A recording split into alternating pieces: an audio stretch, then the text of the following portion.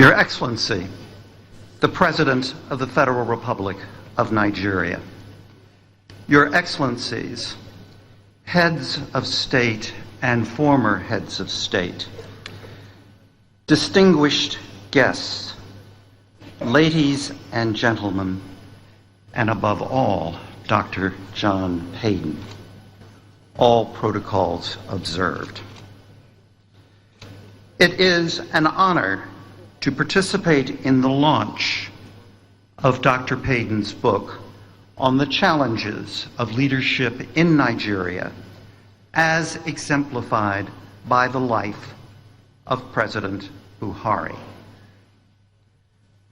I am proud that at times I am introduced as almost a Nigerian. But I am speaking to you this afternoon as an American and with an American perspective.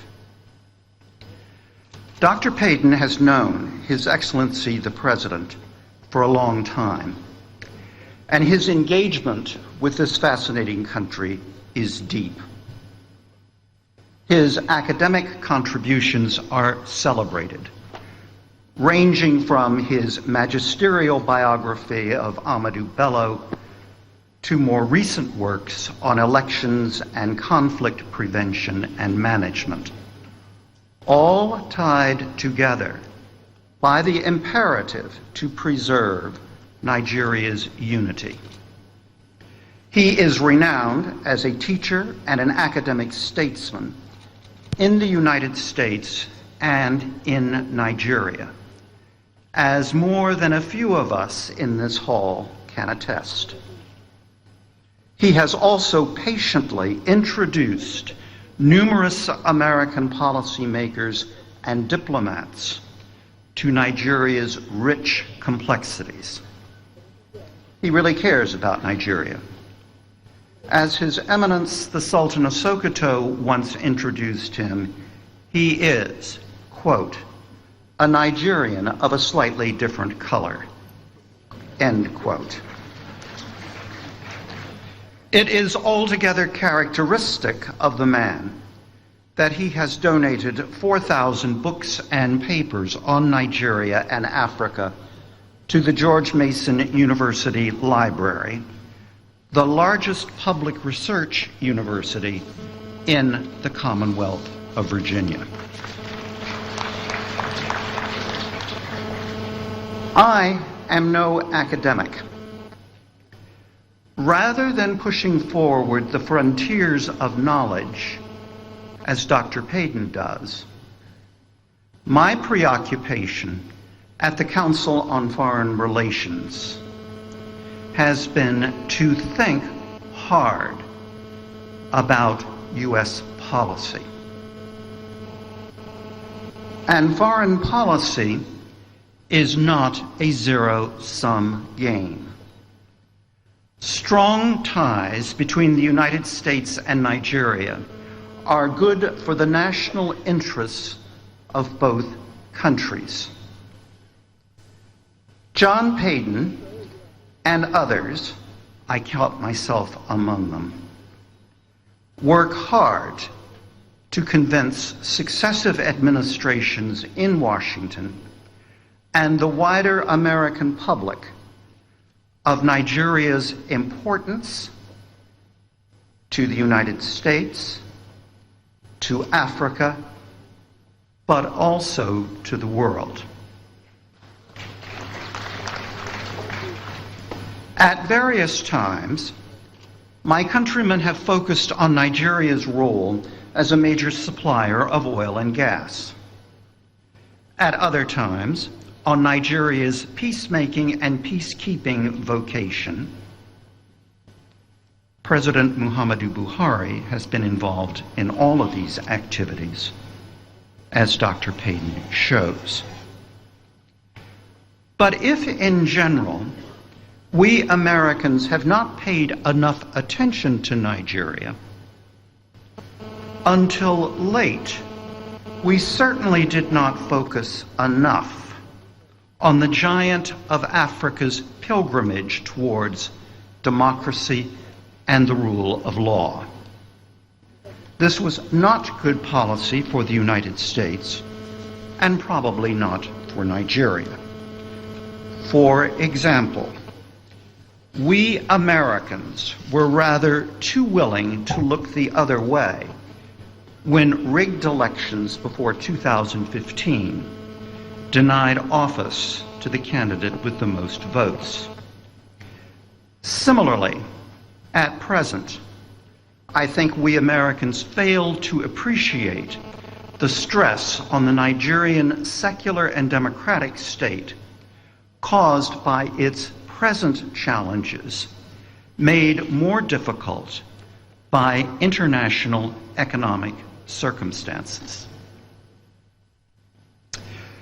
The publication of Dr. Payton's book is a major help in developing international understanding of just who Muhammadu Buhari is, as a man, as a leader, and as president. It should be widely read in Washington, New York, and London, as it will be in Lagos, Abuja, Kano, and Port Harcourt.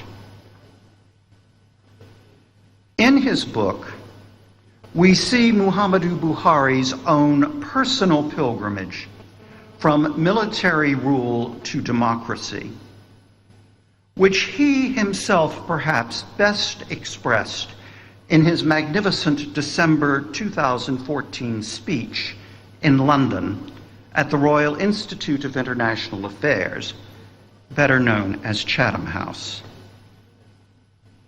His respect for the law was clearly illustrated by his peaceful acceptance over the past decade of high court rulings against him with respect to badly flawed elections.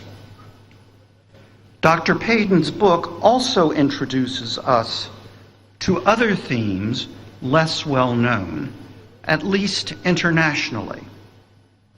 Notably, the President's deep concern for female education, his encouragement and support for the educational achievements of his wife and children illustrates that he practices in private what he preaches in public.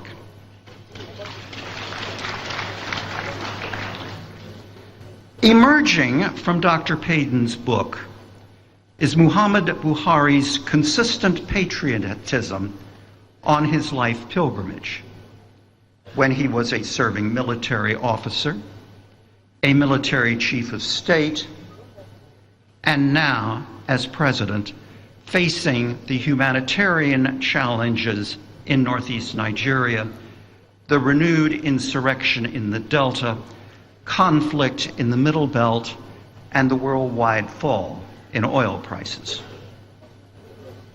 His patriotism is not flashy, unlike that of certain American politicians I could name, but I will not. Rather, it fits what U.S. Senator and presidential candidate Adlai Stevenson once said, quote, "Patriotism is not a short, frenzied outburst of emotion, but rather the tranquil and steady dedication of a lifetime," unquote. Or what Charles de Gaulle said, quote, "Patriotism is when love of your own people comes first," unquote. Dr. Payton's book shows that as military chief of state and subsequently as elected president of Nigeria, Muhammadu Buhari has been an example of what Barack Obama says, quote, "In the face of impossible odds, people who love their country can change it," unquote. In closing, I hope a large audience will read Muhammadu Buhari, The Challenges of Leadership in Nigeria. To go right to the point, it is superb. And as an American in this difficult election year, I especially hope that it will be widely read in Washington, New York, Chicago, and Los Angeles as a lesson in true leadership. Thank you very much.